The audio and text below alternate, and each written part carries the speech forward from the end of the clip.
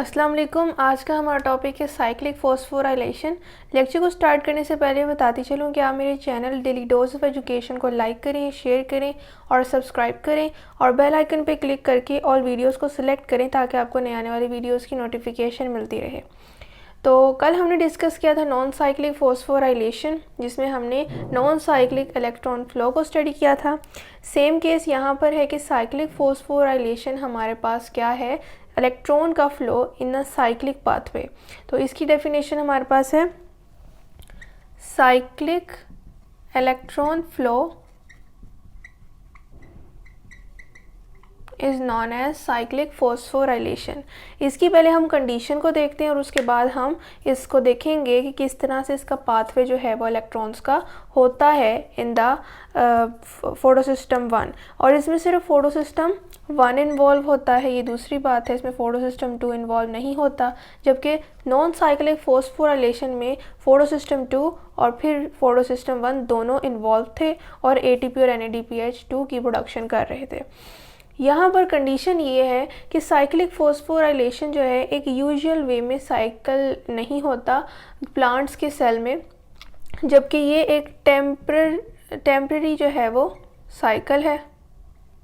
अब ये cycle temporary है, यानी इसकी कोई कंडीशन है जिसके होने की वजह से ही ये प्लांट्स जो हैं इस वे में इलेक्ट्रॉन्स को फ़्लो करवाते हैं।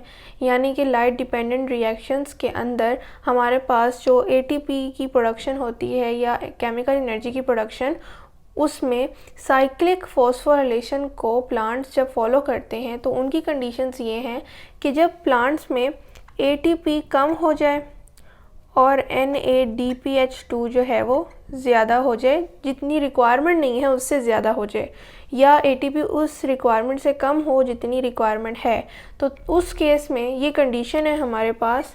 इस केस में प्लांट्स जो हैं वो नॉन साइक्लिक फॉस्फोराइलेशन को स्टॉप कर देते हैं और साइक्लिक फॉस्फोराइलेशन को फॉलो करते हैं, जिसमें वो इलेक्ट्रॉन्स को फ्लो करवाते हैं एक साइक्लिक वे में instead of Z shape pathway.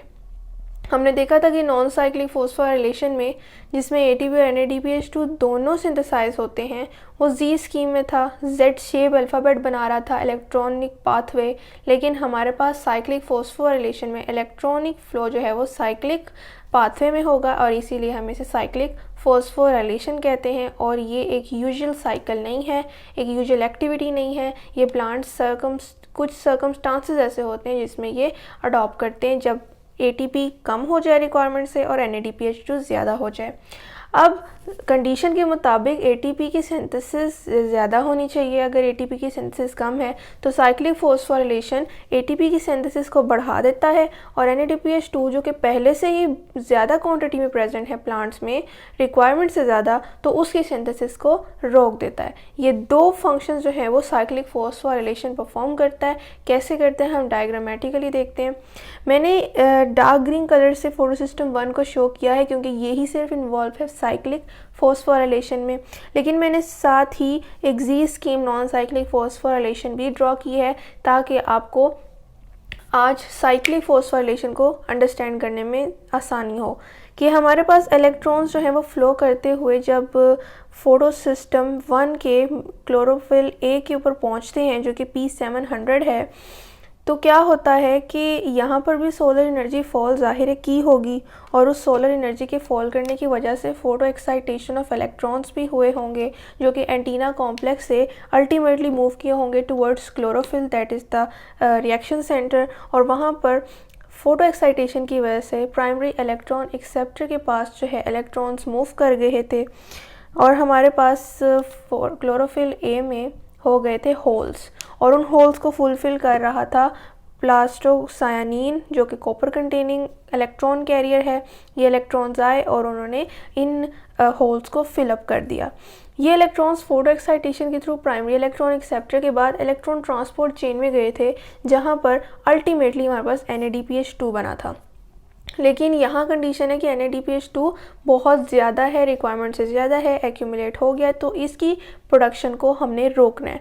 तो फिर इलेक्ट्रॉन इस वे में मूव नहीं करेगा, यानी इस इलेक्ट्रॉनिक चेन में नहीं एंटर होगा, जबकि वो एक साइक्लिक पाथवे अडॉप्ट करेगा जिसमें प्राइमरी इलेक्ट्रॉन्स एक्सेप्टर जो है इलेक्ट्रॉन्स फेरिडॉक्सिन को देंगे और फेरिडॉक्सिन इलेक्ट्रॉन्स जो है वो साइटोक्रोम कॉम्प्लेक्स को देगा।